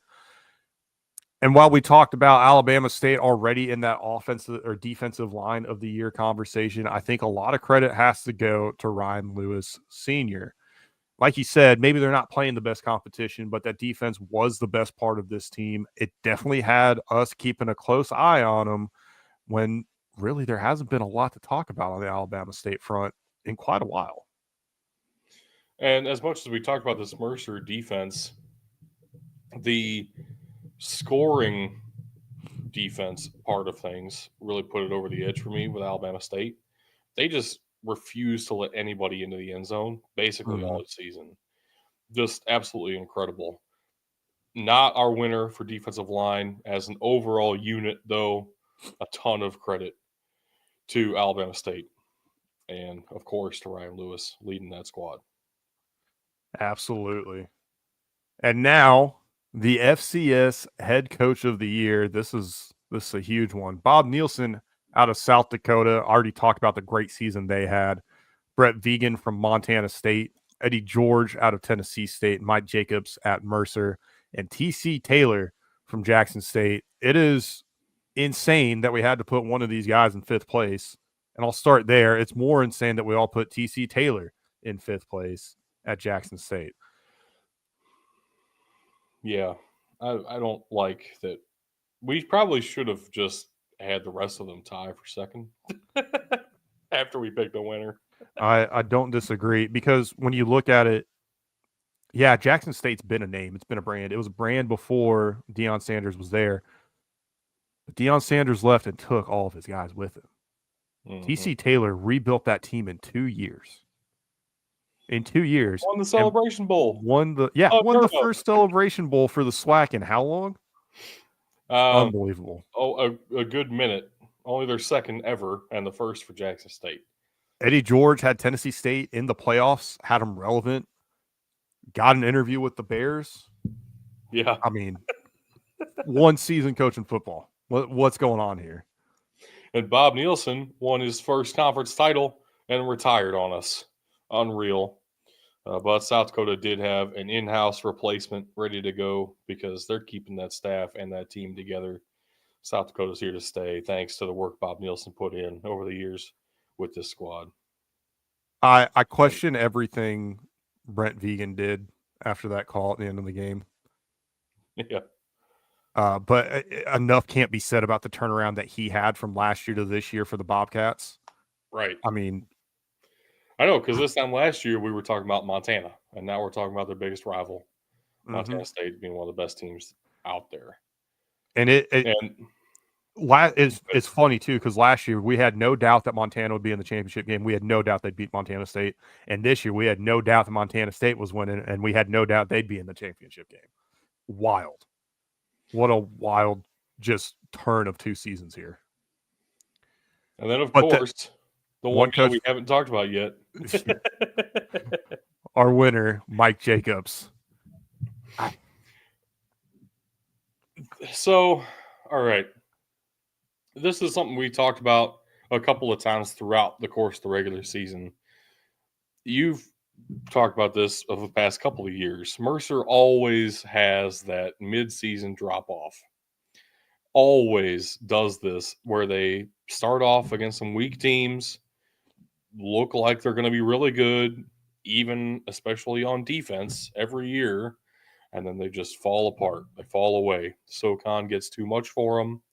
Samford elevates above them. Somebody gets the jump on them and just runs away with the conference. Mercer falls flat. This year, I know you were waiting for that shoe to drop. I recognized it earlier than everybody else did and said, man, this Mercer team's real this time around. And holy shit, that was true. This is the best Mercer team I've ever seen in my life. Mm-hmm. And Mike Jacobs, in his first season as head coach ever, and first season as head coach of the Mercer Bears, of course, got them all the way to a playoff game against North Dakota State that they were in for at least that first half. Yeah, and I mean, hey, you give this guy a couple of years, we might see a Mercer national champion. I don't think that's out of the realm of possibility. Certainly got his work cut out against him. He's going to have to go through some Missouri Valley team eventually. But, man, I'm excited to see what Mercer can do in the coming years. Really, I'm excited to see what all these guys can do in the coming years. Bob Nielsen, of course, retiring. But I think we're looking at 4 teams that are going to be teams to reckon with here for a little bit coming along. I don't see Eddie George staying at TSU for too much longer. He's maybe got 1, maybe 2 seasons left there. It's going to be very interesting to see how this goes. See, I don't know. It depends. I think it would have to be the exact right job for him to actually leave. Because, I mean, he took this job because he was already living in Nashville. Like, that's already home for him. He loves it there. It's close enough. He gets to go to Columbus every once in a while and hang out with his Ohio State boys. Well, and speaking of, I don't think the Ohio State job's coming open like we thought maybe it was at the end of the regular season. Which both Eddie George and Mike Jacobs might have had a say in. So, Mike Jacobs, also a former Ohio State player, for the record. Yeah, I picked up on that. I figured that out. Yeah. Not like a great one. But he did wear the scarlet and gray. Yes, sir. And that's what matters, because we're national champions, baby. And all the sins of Ryan Day are forgiven. Most of them. Oh, man. Oh, man. What a great podcast. What a long, drawn-out awards show. We got through the awards pretty quick.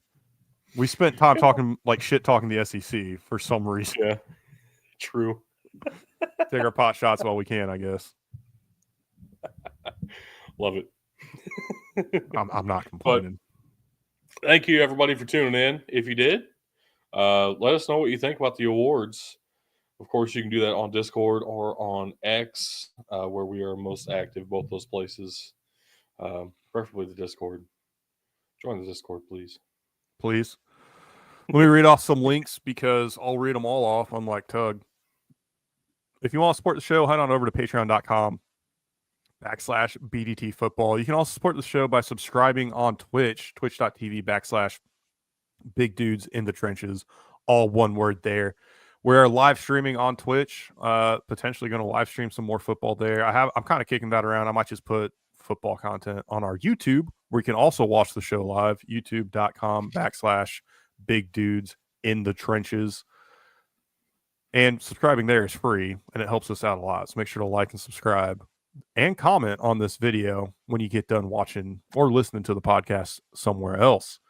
You can check us out on Twitter at BDT Football, Facebook /BDT Football, Instagram.com BDT_football, BDTfootball.com, and mailbox at BDTfootball.com are a couple other places you can check us out. You send us an email, send us a question there. We will answer it on the show if I can get logged back into the mailbox, because that's a thing now. And finally, we've pimped the Discord 100 times. It's been scrolling across the bottom. This link will be in the description of this podcast and the video on YouTube. https://discord.gg /U, capital U, capital E, lowercase d, lowercase j, capital C, capital B, lowercase k, 8, lowercase b, Suck It Tug. If you join the Discord and say that you entered that link by hand, we'll have some special permissions for you. We don't know what it is yet because nobody's done it. But if you join the Discord and say Suck It Tug, we'll know. That's how we'll know. That's our contract. We're going to believe that you actually typed it in and then just copy and paste. That'll be your tell for us. Or if you join and say Suck It Tug, we'll give you extra permissions anyways because it's funny. If you join and the first words you say are Suck It Tug, you get to replace Tug on the show. I'm not agreeing to that. That's a little too much. We'll talk about it. Anyway. No, thanks for tuning in, folks. We are taking a break after this. It's been quite the long season for us all. At least the month of February, we're going to be off. So Stay tuned for more as we get back in towards the UFL season and towards the NFL draft. I'm sure we'll have some more stuff for you. And I might do a couple more videos on our YouTube. I've been kicking around the idea of just taking Ohio State and playing against all the playoff teams they didn't play against just to see, hey, were they the best team? Could they beat all of the other teams in the playoff? And if you didn't watch the last one, I'm not putting it on Heisman because to get a real feel and experience, you got to mess around with the sliders. I'm just going to go on All-American. I think that's good enough. If you got problems with it, go comment. Talk about it. Yeah. Come at me, bro. Yeah. So I will see you there. Kind of in the interim, I'll make sure to kind of space those out as we get our thoughts together for some draft coverage coming at you in March. Ooh, I'm tapped. That's all I got, man. All right. Did I ever tell you about the time that I got kicked out of karaoke bar for singing Danger Zone 5 times in a row? No. Apparently, I exceeded the maximum number of logins attempts. It's great, and you know it. It's great, and you know it. And with that, thank you very much for tuning in. Peace out, everybody. We're not doing Tuck's thing. We will see y'all when we see you.